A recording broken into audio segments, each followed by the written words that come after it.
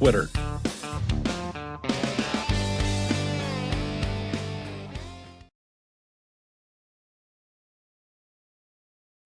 Good morning. It's a live edition of PodUp with Matthews in the morning from the International Diamond Center Studios, where all jewelry purchases in the month of June, there's no APR until 2030, the only diamond jewelry partner of the Florida Gators.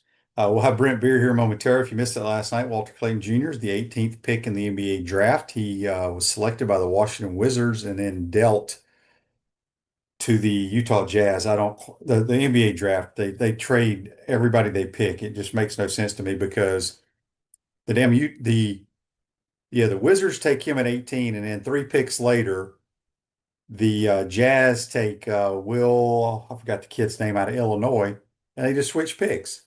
I don't know why. Anyway, I don't know why the Wizards wouldn't have picked that kid at 18. So makes no sense to me. Maybe Brent can fill me in on it. Good morning, Brent Beaird. You're on the Titan More Hotline courtesy of Comfort Temp. What's going on? Yeah, good morning, Shane. I wish I could help you with the confusion there, but I don't understand it either. Frankly, the NBA draft is just a hard watch, frankly. So, but we do have three magazines in. Phil Steele is now on the shelves, so folks can rejoice over that as they get ready to plan their 4th of July day, and we've got next week, July 1st, is, shall we say, the money drop when the money comes in. And I think a lot of things will start to go there. We're still waiting on a lot of decisions to be made on the National Signing Day. When is that going to be? How many portals we're going to have? OTA. So we've got some things done, Shane, but we got a lot more to go. Yeah, we do. And it's that time of the year where there's nothing on TV to watch. So it's when they're going to run the SEC takeover on the SEC network. Each team has its own day. Give us a rundown of when the Gators come on. Yeah, it starts Saturday with Alabama. They go in alphabetical order.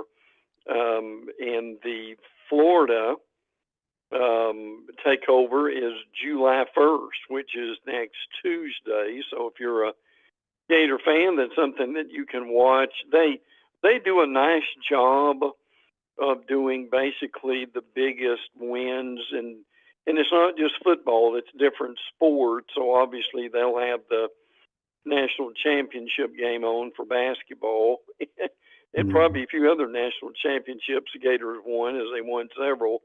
And the final day is Vanderbilt on July the 13th. So Shane is right. It's one of those downtimes during the year. So the SEC network is going to give you a little bit of an overview of the year.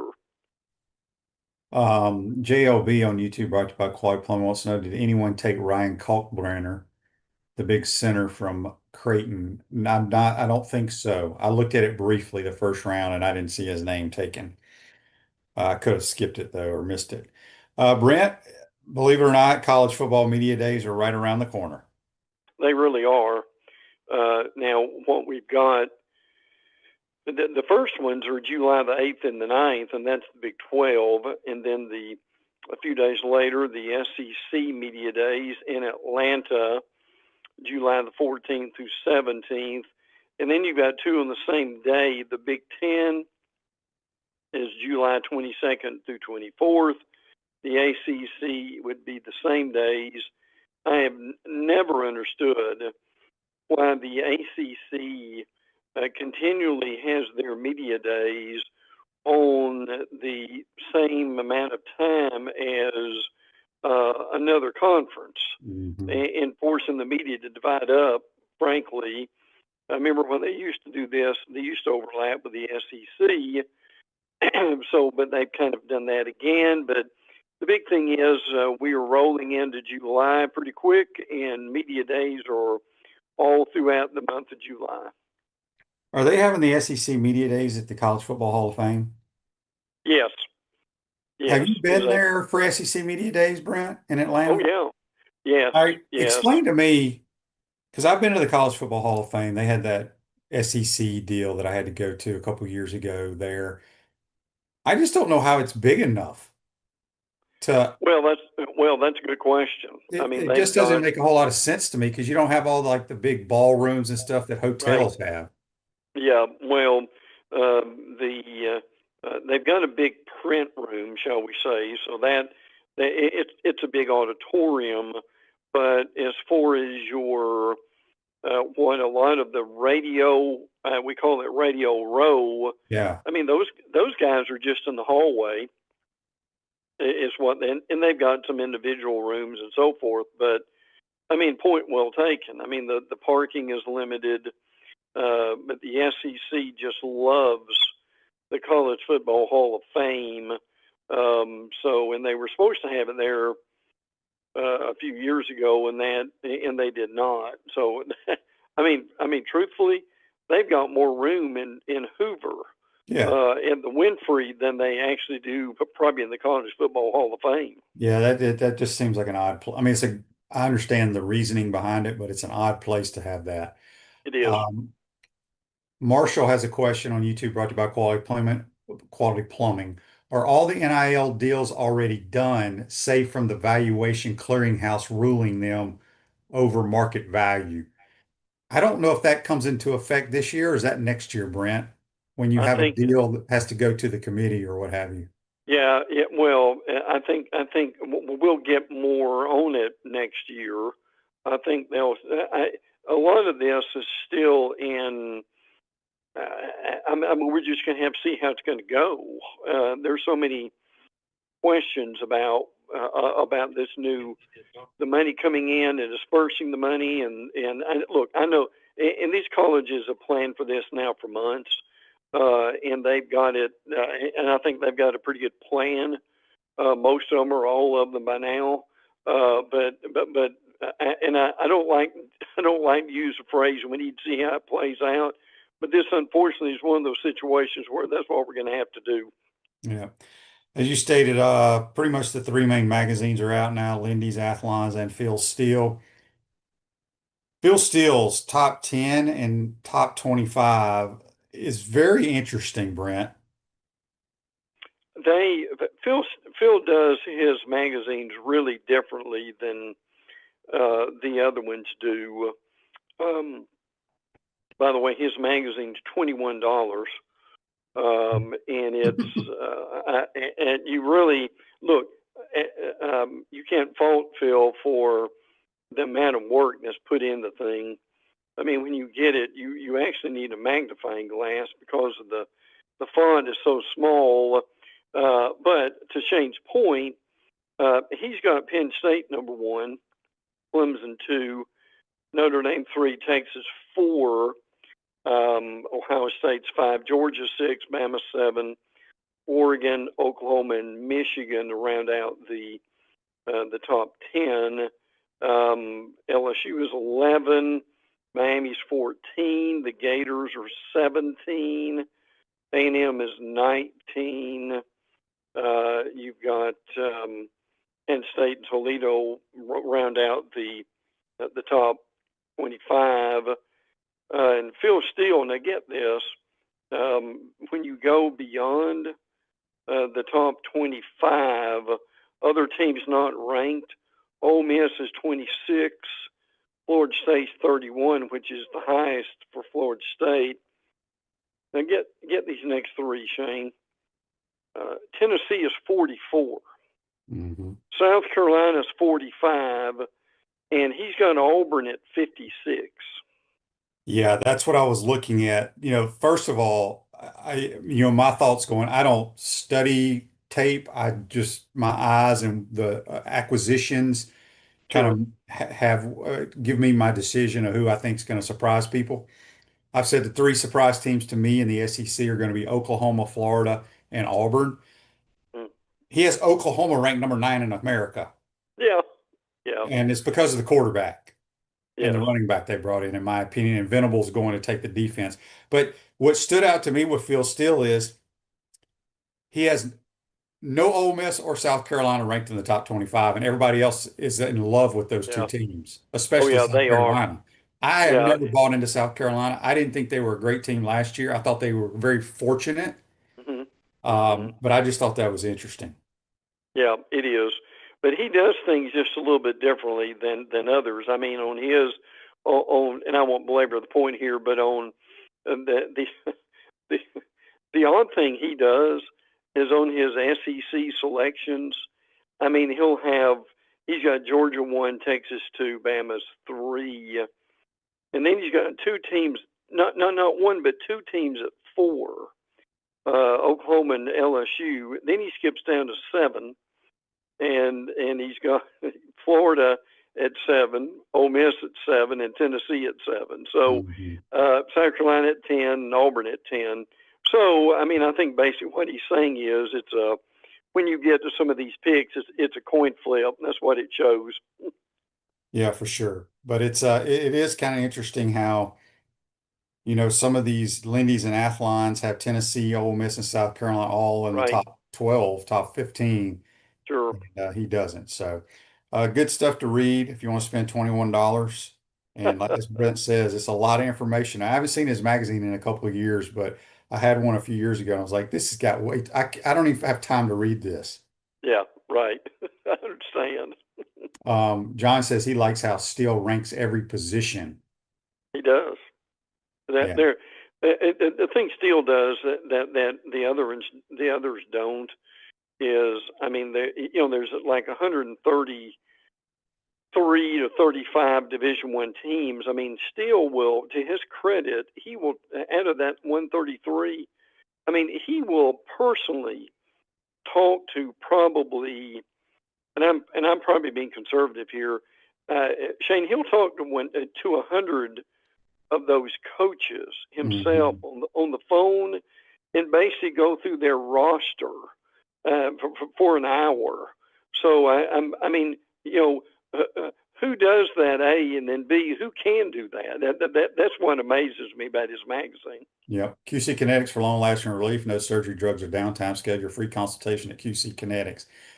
Brent, on YouTube, brought to you by Quality Plumbing. Mike asked, how many more players can we get through the portal? Will this help us get to the magic number 85? I'll be honest, I don't know the answer to that. I've lost track of when you can sign people, but I don't think you're gonna get anybody out of the portal this late, this close to the No. season. Now people are in the portal, and I think it's possible, but your point, because basically everything's said, it's going to be pretty rare if you do. Yes. Yeah. Nat on Facebook Live wants to know, where did he have Florida ranked? 17th. He had the Gators ranked 17th and being seventh, tied for seventh in the conference. Brent, somebody also asked here, Franklin on YouTube, brought to you by Quality Plumbing, how did Phil's picks from last year turn out? He usually recaps that, doesn't he, in his He previous does. magazines? Now, if you buy the magazine, he actually has a whole page.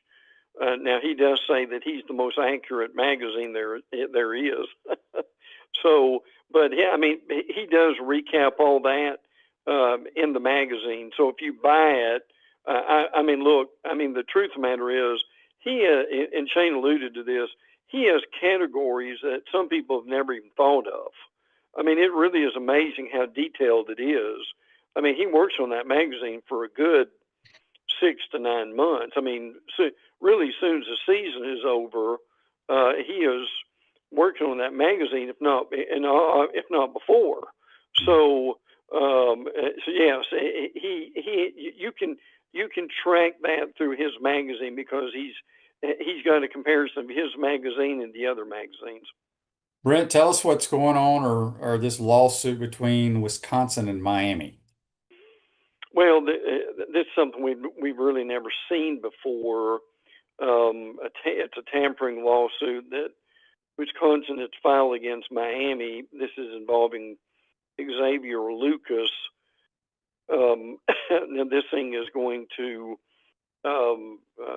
be going through the channels too, and I'm not quite sure. See, what's different about this is that you've got, and I know John Talty did an article on this, and he talked to different people in the Big Ten, and he said that what's different now is this is from a Big Ten source. We believe the contract is enforceable. No one can tell me why a contract shouldn't be enforceable between an adult and an institution. So we're just seeing a different day now as far as who can be sued. And when you bring in these the contracts and what we've got now, people are looking at this differently. But I can tell you this: the commissioners are not happy about this. They don't want the dirty laundry to be out there the way it is in the lawsuit, and what they prefer would be something like this get dealt with behind closed doors. I'm not quite sure how you do that, and where this will be going, but yes, this is something we haven't seen, and it wasn't that long ago. You remember Nico's from Tennessee. Nico's little brother went to Arkansas. He left Arkansas, went to UCLA, and Arkansas is suing to get their NIL money back. Frankly, and I don't want to play lawyer here. We don't have enough time, but we're seeing some unprecedented things that are really going on. So, nothing real new on this week. It basically came out over the last couple of weeks. Text on the Titanmar text line from Josh, Mississippi says, QB, listening to Will Miles talk, he explains that he went back and looked at DJ Lagway's high school film and was able to see DJ read the field from deep to intermediate to short versus he says most quarterbacks read short, intermediate, deep. What's your analysis about that and opinion?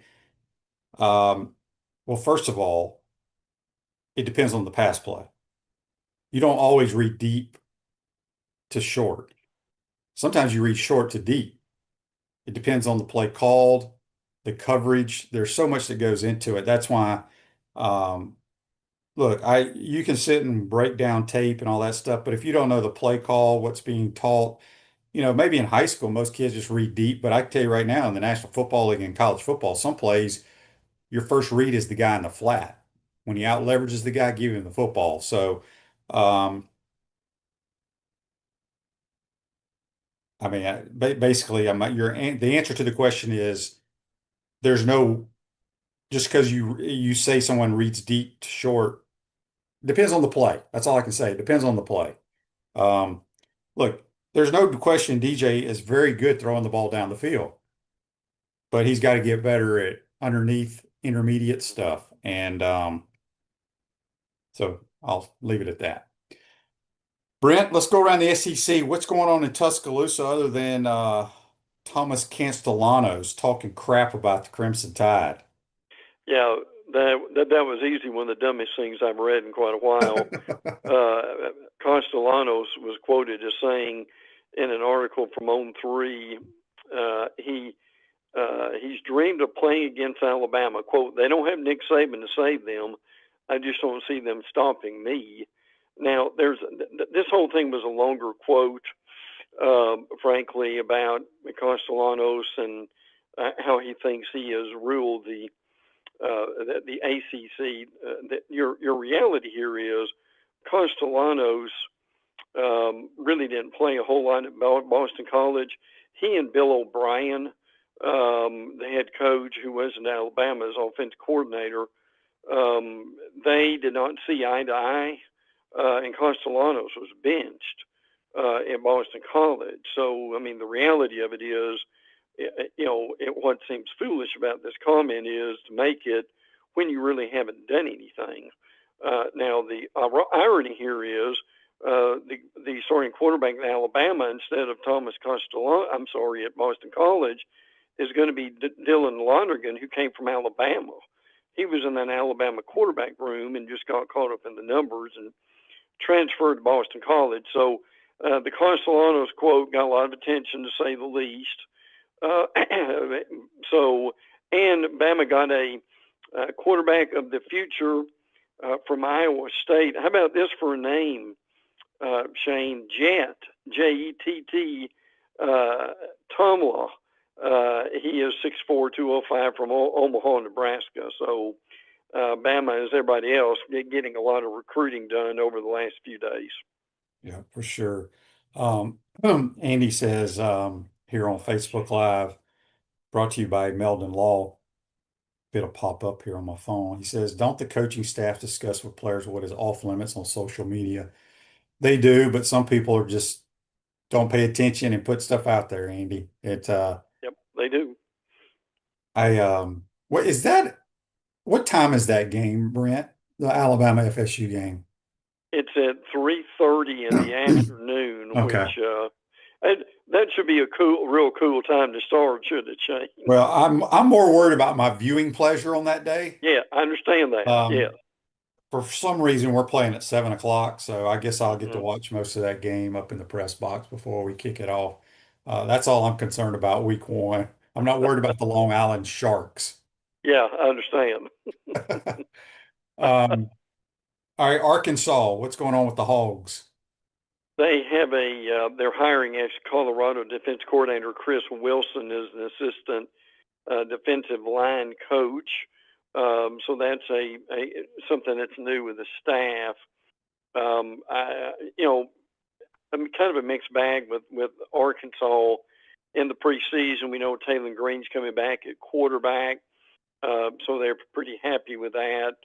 The offensive line, defensive line, they need to see some improvement there. One thing that did get my attention was Pittman. Sam Pittman at Arkansas is 18-22 over the past 3 years. So they really need some improvement. And again, they bring back their coordinators, Travis Williams and Bobby Petrino. So the staff pretty well stays intact. I mean, if they can stay healthy, I mean, Shane, I think they could get 6-6ish, so something like that. And the question is, well, would that save his job if they do? Yeah. The Auburn Tigers, huge year for Hugh Freeze. There's been a lot of talk about Hugh, Yes. I don't know, resigning or whatever. What's that all about? Well, there's been a lot of criticism, if you, as of late, as people may forget, but he was diagnosed with prostate cancer Mhm. a few months ago, and it's a slow-growing cancer, thankfully. And I don't think he's decided on what to do. They talked about doing some kind of a surgery, and they were going to give him the option of doing it now, before the season, or waiting till the season is over. But what has happened is, and again, there's a lot of this stuff you basically have to ignore. But there's been a lot on Twitter that they've lost some commitments in recruiting, so he's been blamed for that. There was one this week, Shane, was out of the first 20 weeks of June that Hugh played golf 10 of them. So, somebody's tracking that probably doesn't have a whole lot to do. But look, you and I both know in the SEC, when you're not winning, folks pay attention to things like that. Very true. Very, very true. Tony, all right. I'll get to his question or comment in just a minute. What about the Gators? Well, as far as Florida, I mean, it's been a good week. I thought that 24/7 had mentioned this, and I give Chris Hummer some credit for it, who is with CBS. But Sturdivant, the J. Michael Sturdivant from UCLA, is one of the guys they really feel good about too. Now, I knew Florida had done well in the month of June, but when I saw yesterday with 24/7, Florida's Florida's added 11 of their 13 commitments since June 1. So to talk about a school being on fire, but they are. Scott Strickland talked this week on the Gator Nation football podcast about the improvements coming to the swamp. And what he is saying is, I didn't know the swamp's 95 years old, but he says that during the interview. Now, what is interesting is most of these stadiums, or almost all of them that are being renovated, are actually being reduced in capacity. And the point that Scott makes here is, I mean, you've got different codes you got to follow. And he also mentions that you've got to deal now with the Americans with Disabilities Act, and you've got to have that code reinforced. And look, I don't know a whole lot about the code for stadiums, but the point is, he said that's one thing that you have to do when you're dealing with your stadium so that folks with disabilities have the same access that anybody else does. So, and Shane, as you know, when you're dealing with that, you lose some seats, don't you? Yeah, it's going to happen. I mean, it's an old stadium, and obviously you got to keep up with some renovations to for codes and all that kind of stuff, and make sure that Joker doesn't fall apart. Um, so we'll see what happens there. We got a talking about the Georgia Bulldogs. Clint's got a question for you here, Brent, on YouTube, brought to you by Quality Plumbing. Brent, I keep telling my buddies here in Georgia that the Dogs will be 9-3 this year. I just don't think they have the offense as usual. Am I wrong? Well, I think they will improve. I mean, the thing we saw last year was, I mean, they dropped 30 passes in the wide receivers, and I think they've got to be better at wide receiver, and I think they will. Nate Frazier is a pretty good running back, so I think they're pretty pleased with him. The offensive line, those guys were hurt basically the whole year, and again, as we like to say here, a lot of it comes down to the quarterback. And I mean, we've seen Gunnar Stockton. We haven't seen him for a whole season, so that's going to be interesting to see how he plays. Now Dylan Bell comes back at wide receiver. Noah Thomas came over from Texas A&M. Zachariah Branch is from USC. They've still got the big tight ends, Osterdepp and Lawson Lucky. Mike Bobo's son, is the center. I mean, look, we all know Georgia has dudes, and they're going to be okay. But again, I mean, with that they've got the schedule, and Shane, this is very unusual for them. September is a huge month. They play at Tennessee. They have a week off, and then Alabama comes in. So, well, we'll know a lot about the Dogs in September. We would. 31 Ember says, Shane, do you agree with the HBC that said if Arch was any good, he would have started last year ahead of seventh round pick? Do not agree with that. I think Coach was just stirring it up. Coach got to remember a lot of his quarterbacks didn't even get drafted. Yeah, We yeah, would have loved to have been drafted in the seventh round. Here's the yeah. deal. Quinn Ewers is a guy that a veteran senior. Well, he wasn't a senior, but he was a veteran who played a lot of football. He was the leader of their team. Coach likes to take jabs, but I disagree with that. Yeah, Ewers was the guy that needed to play, yeah. but myself, Danny, majority of coaches' quarterbacks were either not drafted or we would have taken a seventh round draft pick. Um, LSU, Brent, is a very intriguing team to me this year because there's, so much pressure supposedly on Brian Kelly this year. I know a lot of Gator fans that I talked to, they're not impressed with LSU because we beat them. Okay, well, that's fine.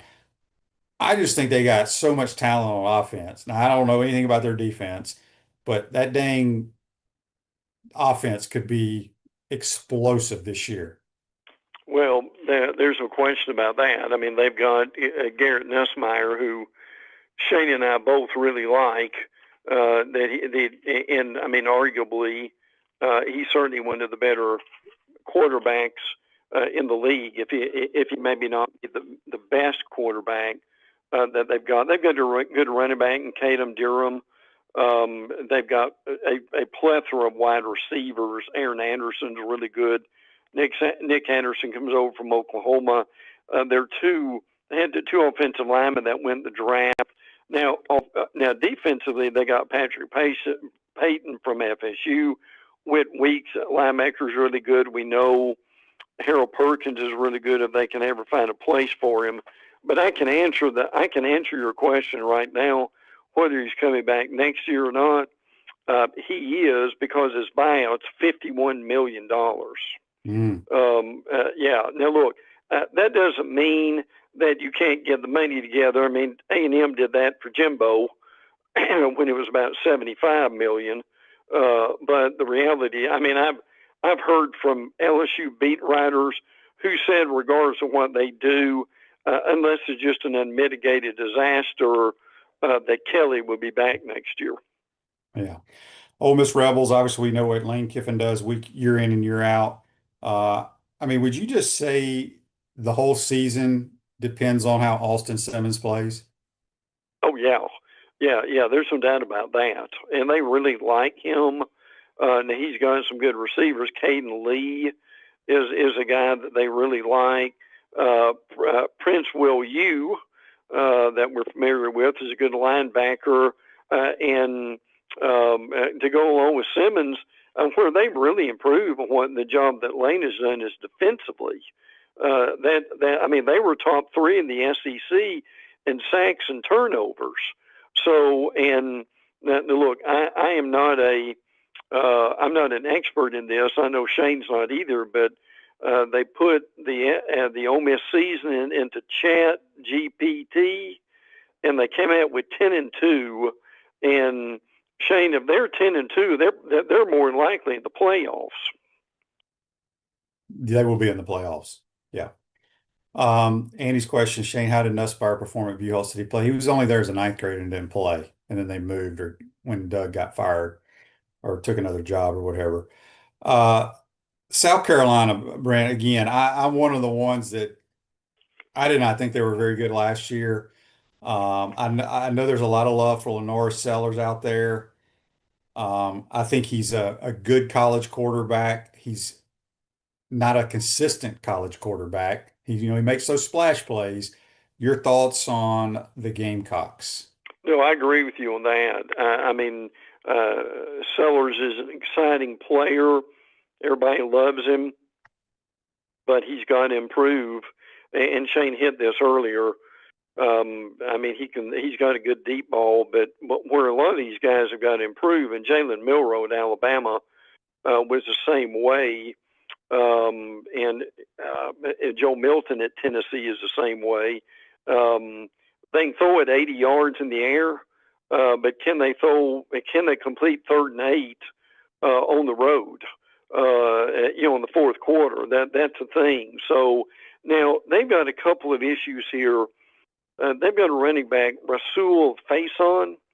He's a transfer from Utah State, and they've been trying to get this guy eligible, and they go back and forth with the NCAA, and the NCAA has not given them the waiver they need with him. So that's up in the air, and they've yet got another Colorado transfer, Isaiah Augustave, who is basically going through the same thing. They think he'll be eligible pretty soon. So those are two guys that they've got to get eligible, and that will really help them. They've got an intriguing game to start the season. They play in Atlanta with Virginia Tech, and then they've got Vandy at Missouri, Kentucky, LSU, Oklahoma, and Alabama, and Ole Miss. Man alive. That LSU, Oklahoma, Alabama, and Ole Miss, and then they go to A&M. So, Shane, we'll know mid-season how good they're going to be. Yeah, for sure. All right, the Texas Longhorns, obviously, they're number 1, 2, or 3 of pretty much all the different publications, coming off back-to-back Final Four appearances. Is this their year to get over the hump with Arch at quarterback? Maybe. I mean, look, they've recruited extremely well. They're deep as they can be at running back with the Wisner kid. I mean, they've got wide receivers. Now, obviously, Arch is going to be the starter. I'm throwing this in here just for a different look, but their backup quarterbacks, in case he gets hurt, one is Trey Owens, who's a redshirt freshman, and the other one is Matthew Caldwell. People here probably don't know a lot about them, and that's okay. But just kind of throwing that in there for folks to know. But yeah, I mean, pretty much as Shane and I talked about earlier with the magazines, Texas is either rated number 1 now. Again, Phil still has Penn State at number 1, but Texas is either number 1, 2, or 3. in about every Shane, every top 25 we've seen so far, right? Oh, yeah, no question. Vanderbilt closing out the SEC.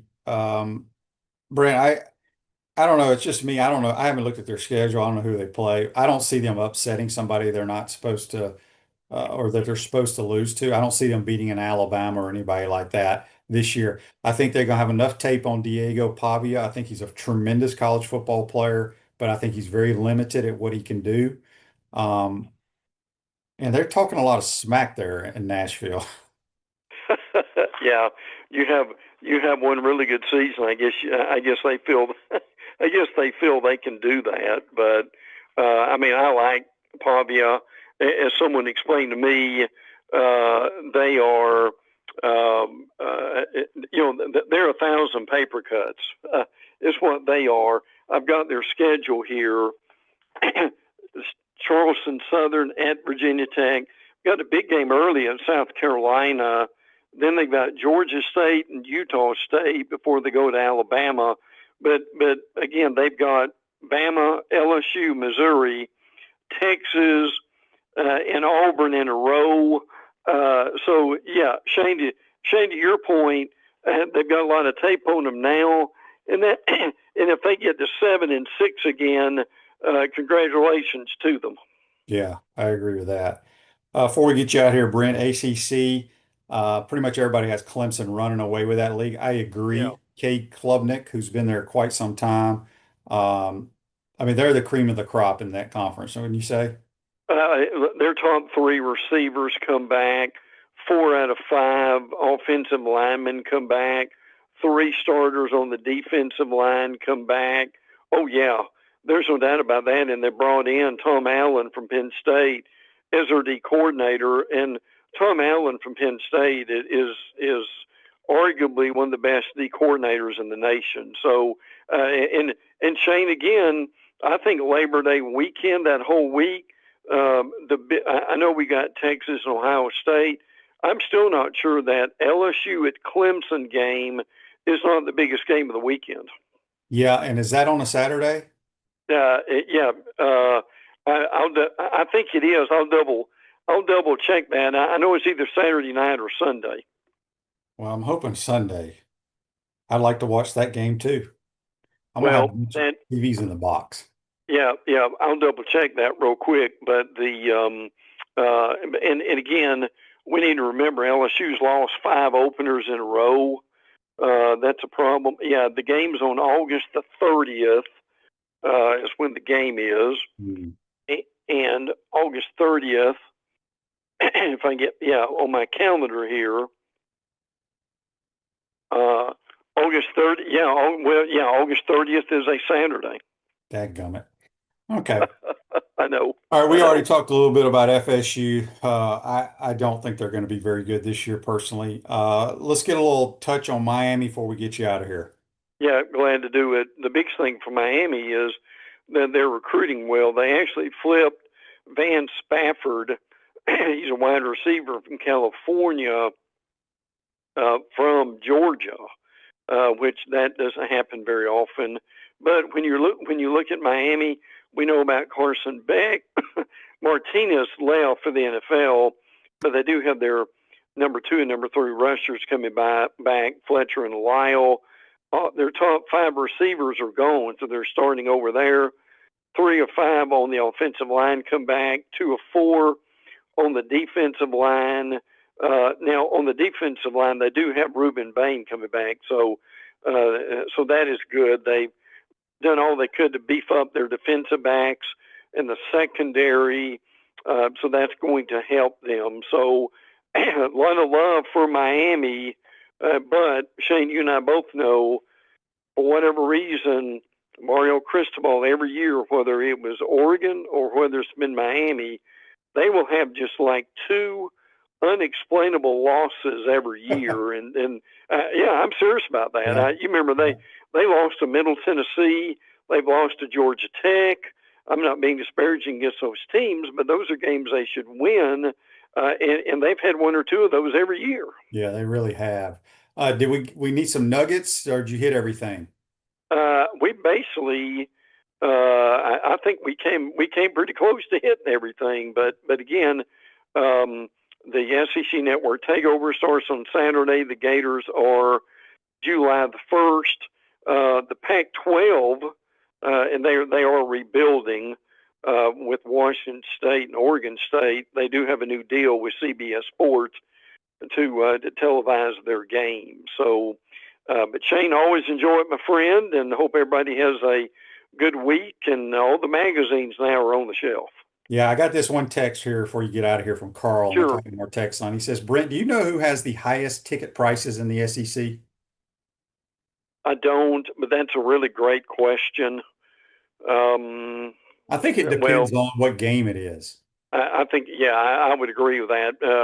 I'm sure somebody's done a study of that, but my stars, he seems to go up every year, and it's almost hard to keep track of them. But I know, I'm sure that information's out there somewhere. But I mean, you think about your teams in the upper echelon, your Georgia's, Alabama's, LSU, Florida, Texas, of course. Shane, would it be logical that it might be Texas?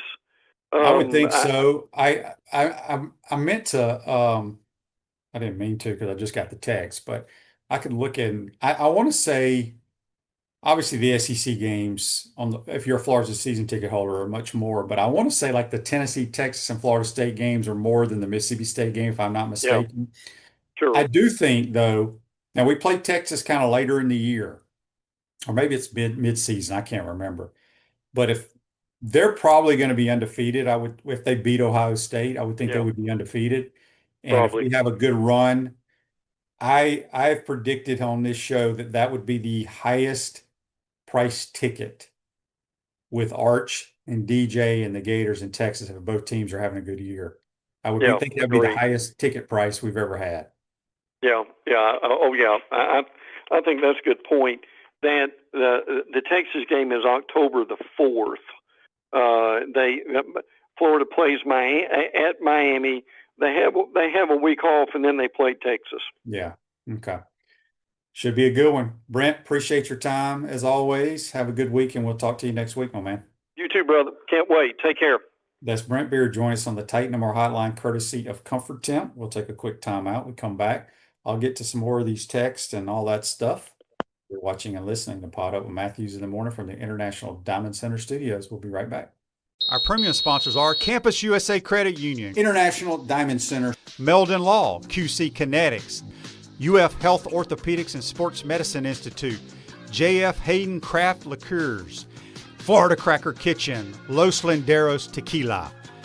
Gridiron sponsors are Baker Sporting Goods, Cogent Bank, Comfort Temp, Electronics World, Florida Victorious, Gallo Car Wash, Miapa Latin Cafe, Peachland Dental, Quality Plumbing, Ruse Ogre State Farm, Silverback Concrete, 84 Lumber, Big Mills Cheesesteak, Celebrate Primary Care, Dowling Sign, Gator Bait Media, Gator Dominoes, Ironwood Golf Course, Tropical Smoothie Cafe, UF Bookstores, Nest and Wow, MG&A Wealth Management. Watch and listen to us live on Facebook and YouTube. Listen to the podcast whenever on Apple or Google Podcasts, Spotify, or wherever you listen to your favorite podcast. Remember to like, follow, and subscribe so you don't miss an episode. To become a sponsor, call my man Freddie at 352-284-3733. Naysayers. Setbacks. Injuries. Life throws a lot of hurdles your way. The key is just keep jumping them.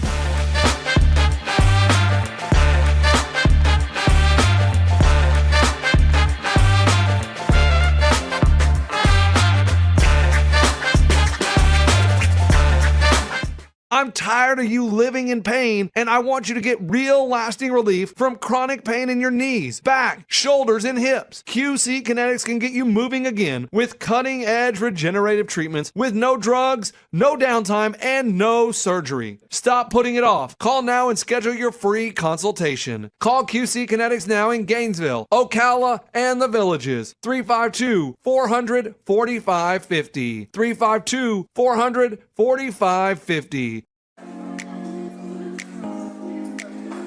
Coach, you know what always impressed me, how you beat Florida State to win the 1996 national championship. And I was really impressed with your 06, 08, and 09 Gator teams. And the way you coached Danny to the Heisman Trophy. A lot like what you did with Tim Tebow. You know, you won more SEC championships than you lost home games at the Swamp. And you had plenty of super games in front of our Gator Nation. Yeah, there really is something special about the Swamp. I guess that's why we say about the Swamp, only the Gators get out alive. To the Swamp and the Gators, with the best beverage served at Spur's Gridiron Grill, 100% agave, Los Landeros tequila, aged in bourbon barrels for a smoother taste. I think you mean head beer coach, 1966 lager, a crisp, light, bodied lager for easy drinking. Nope. Los Landeros tequila, smooth enough to drink neat and bold enough to elevate a cocktail.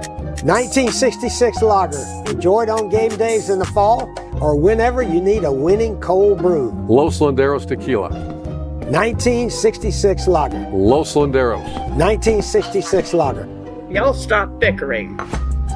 Okay, you're both wrong anyway. The best thing Spurrier's Gridiron Grill offers are Jerry's famous chocolate chip cookies.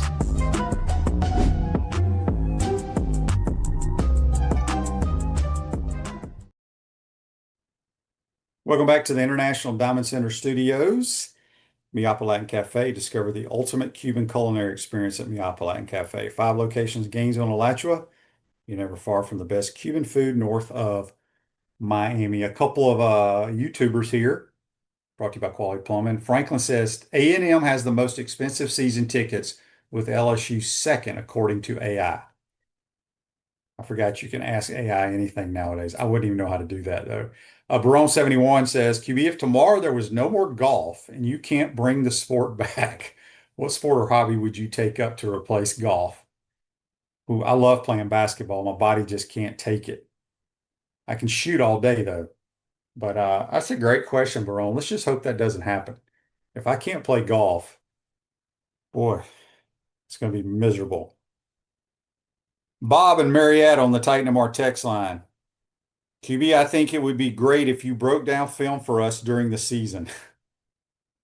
Oh, Bob, it takes a lot of work, and it's tough because, as I've stated multiple times on this program, I know football. However, I don't know what's being taught on a certain play because I'm not in the meeting room. You know, I don't know if the quarterback's taught to read deep to short, or if he's supposed to read one high, two high on this play, or what have you. So it'd be kind of hard, and I just don't think it's right if I don't know what's being taught. And plus, probably not a good idea since I'm in the booth. But my favorite part of being an analyst on the radio is when we have a play designed and we attack the weakness of the defense due to the coverage, and I'm talking in the passing game here, and we run it and we do it well. I love that because a lot of people just want you to throw the ball deep, throw the ball deep, throw the ball deep. Well, there's a reason behind why you're throwing it deep and trying to get those people open. So it's pretty cool. Text on the Titan MR text line. When someone like the FSU QB mouse off, does the other team really care? Not really. I mean, some of the guys will, but look, Alabama knows they're better than Florida State. It's not even close. And it could be a long day for Castellanos at his home ballpark. So we'll see. Let me pull this up here on Facebook since the computer's not working correctly. This says here, this is from Andy, brought to you by Meldon Law. He says, Shane, where does your fourth quarter comeback win against the Saints in 1999 on the day Dick could return to Soldier Field rank among your best NFL memories? It's right up there. I think we scored 2 touchdowns in about 34 seconds. It ranks right up there with the come from behind Hail Mary win against the Cleveland Browns as well. But those were two games where we sputtered around offensively. I wasn't very good until we went 2 minutes or 1 minute offense and we put points on the board. Conyer Ron says Shane could do a Gators play of the week analysis. That's a great idea, Conyer Ron. Maybe we will. We'll see. Pickleball, I have no desire to play pickleball. I used to play a lot of tennis about 10, 12 years ago, but shoulders, low back just wasn't worth it. Never played pickleball, just doesn't do much for me.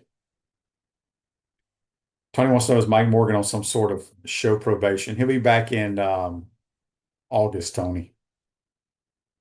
He'll be back in August. So Gallo Car Wash, I need to get my truck washed. Locally owned by UF alum and the only car wash that provides NIL opportunities to Gator athletes. Join our membership and see why the Gators hate love bugs. Again, we want to thank Brent Beaird for what he does. He has so much information. We don't even get to all of it, but does a tremendous job. Tony also says on YouTube, brought to you by Quality Plumbing, did Shane find a sponsor for Take a Shot post-turnover scenario? No, I have not. That would have to go through the UAA, and I probably wouldn't see any of the cash, Tony, if I did take a shot. Maybe we should have Urban with his we'll be taking tequila shots in the booth. Or Coach's bourbon. Doesn't Coach have his own bourbon? Maybe I can get Coach Spurrier to be that sponsor. That would be interesting. And then before we get out of here, Franklin wants to know who is your best QB coach in the pros? Who? All right, let me think about who I had real quick. I mean, obviously I had Coach my 1 year, but she's very good, obviously, but we'll take him out of the mix. I would say Sam Weish, my 2 years in Buffalo. He was the quarterback coach. I think I've told this story multiple times. He had some health issues, ended up passing away, but he used to let me run the meetings, and it was fun. And he used to, when I was done, he passed away a few years after I was done playing ball, and he used to call me all the time, and he's like, you need to go to this school. You need to go to that school. He wanted me to go interview. I think it was like a UT Chattanooga job opened up. He's like, I'll call. I know they're athletic. I was like, it's not for me. But I did miss my calling. That would have been fun. So anyway, that will be it. As Tony says here. All right, boys, 1st and 10 after the Texas turnover. Brought to you by Los Landeros. Everybody take a shot. That's right. Been a good one, folks. Tomorrow we'll have JC. We'll ramble with JC, and then we're supposed to have Edgar Thompson. He was also in that sit-down meeting with Scott Strickland. We'll try to get his thoughts on the renovations of the stadium and all that stuff as well. Have a great day, folks. We'll see you tomorrow. Take care.